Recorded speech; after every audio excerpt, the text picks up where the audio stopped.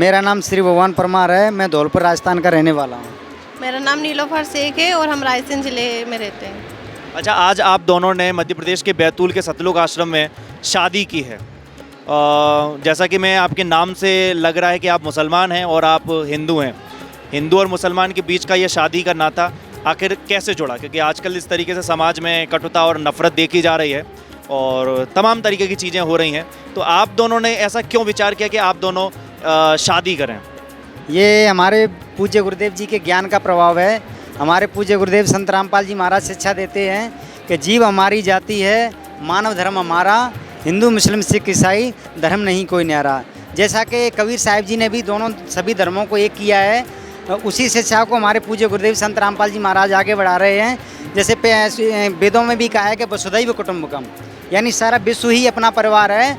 तो उसी शिक्षा ये को आगे बढ़ाते हुए संत रामपाल जी महाराज जी के दिव्य ज्ञान के प्रभाव से हमने फैसला लिया है। और आप जैसा कि मुसलमान हैं, आप एक हिंदू के घर में बेटी बन के बहू बन करके जाएंगी, तो आपके लिए तमाम सारे रीति रिवाज भी अलग हो जाएंगे। एक धर्म में जाना, दूसरे धर्म में जाना, तो आप इसको कैसे थोड़ा बहुत टेंशन है या आपके समाज की तरफ से कोई विरोध, ऐसी कोई चीज़ है आपके सामने, या आप सिर्फ अपने गुरु के आदेशानुसार या आगे चल रही, जैसा कि आपके पति ने बताया? जैसे कि संत रामपाल जी महाराज जी के जो नियम है तो वो आधे से ज़्यादा मुस्लिम धर्म में भी माने जाते हैं। तो जैसे अब ये हिंदू धर्म से बिलोंग करते हैं, तो इनके यहाँ जाने के बाद किसी प्रकार की कोई मतलब जैसे समाज को लेके या ऐसी कोई दिक्कत नहीं आएगी। तो हिंदू और मुस्लिम के बीच की जो नफ़रतें हम आजकल देखते हैं, और तो उसको क्या पाटने के लिए आपने ये शादी की है, या आपने एक दूसरे को पसंद किया और आपने शादी कर ली बिना धर्म का कोई सवाल अपने मन में लाते हुए?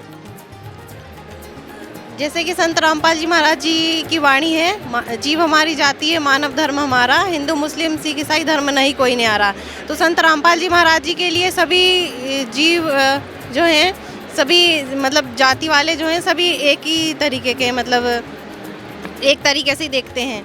तो उसी संत रामपाल जी महाराज जी से प्रेरणा पाकर ये रमेड़ी विवाह अच्छा, मैंने ये देखा कि मात्र 17 मिनट के अंदर आपकी ये शादी हो गई, जिसमें आप लोगों ने भले ही ये मुसलमान धर्म से तो ना तो ये निकाह हुआ है, आप हिंदू धर्म से तो ना ये एक तरीके से कहा जाए तो ये शादी हुई है।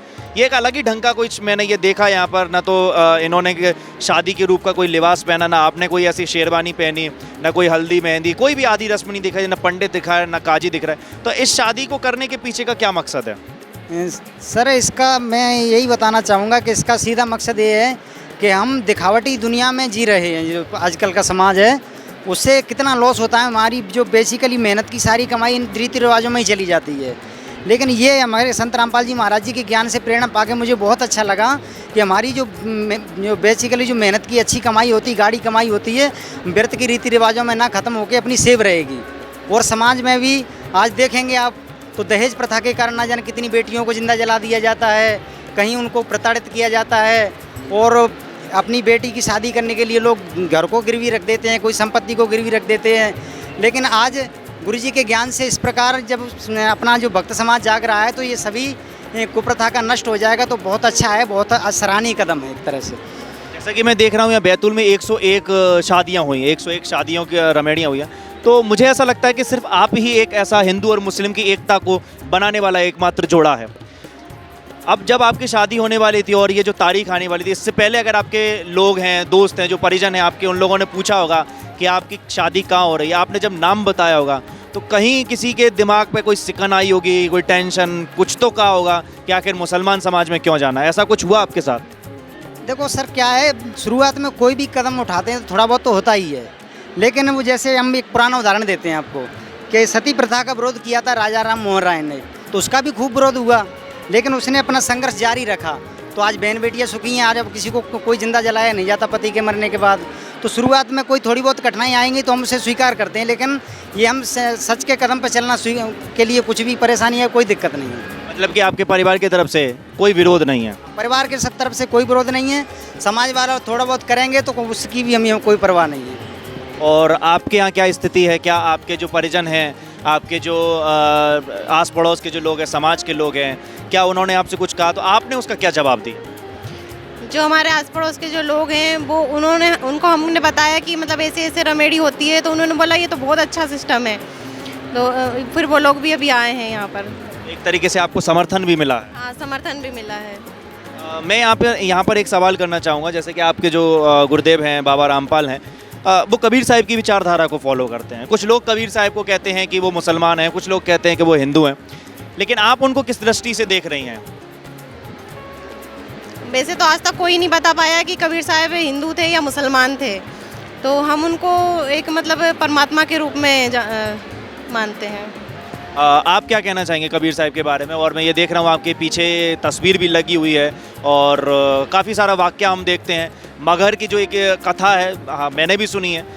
जब मैं मगहर गया था तो कुछ लोगों ने बताया कि वहाँ पर जब उनकी कुछ लोग मृत्यु कहते हैं, कुछ लोग कहते हैं कि वो अपना शरीर लेकर के चले गए थे, तो उस वक्त भी दो सेनाएं खड़ी हुई थी, हिंदू और मुस्लिम वाली। तो जो कटुता थी वो कई सदियों से, सालों से चली आ रही है, लेकिन आप दोनों की शादी हुई है, तो इसको लेकर आप क्या कहें?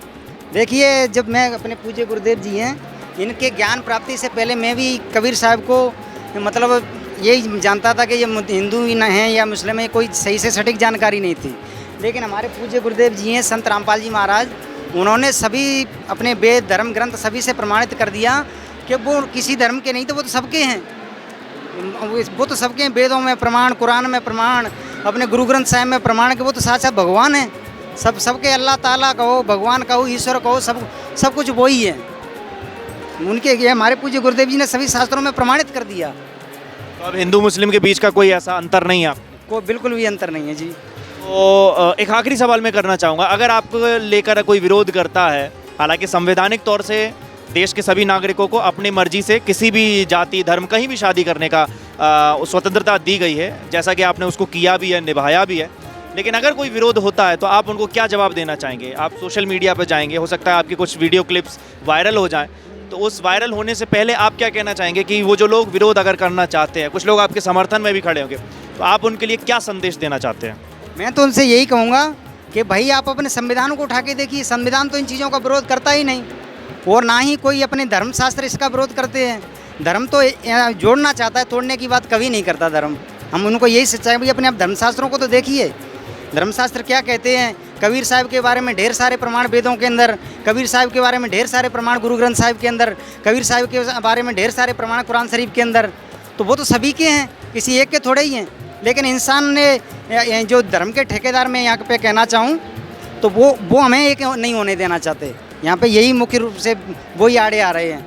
यही सवाल मेरा आपसे, अगर आपका कुछ लोग अगर विरोध करते हैं तो आप उनको क्या संदेश देना चाहेंगे? उनको संदेश यही है कि आप पहले अपने जो दस्त ग्रंथ हैं, कुरान शरीफ है, गुरु ग्रंथ साहिब हैं, तो उनको खोल के और देखें कि उसमें मतलब संत रामपाल जी महाराज जी ने क्या बताया है। उसमें किसी प्रकार का कोई जाति भेदभाव नहीं है। कबीर साहिब जो हैं वो सभी के हैं, सभी धर्मों के हैं, पूर्ण परमात्मा है।